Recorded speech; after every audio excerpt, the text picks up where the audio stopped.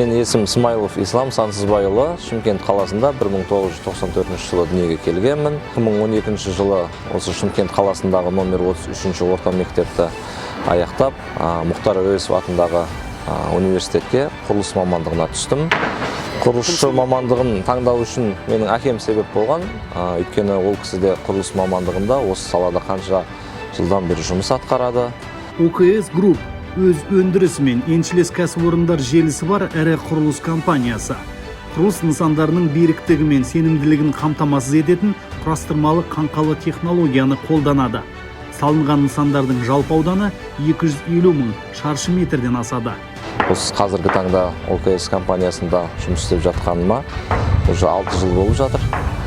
6 жылда қаншама тұрғын үйлер салдық, мектептер салдық, атап өтетін болсақ ЖК Примера,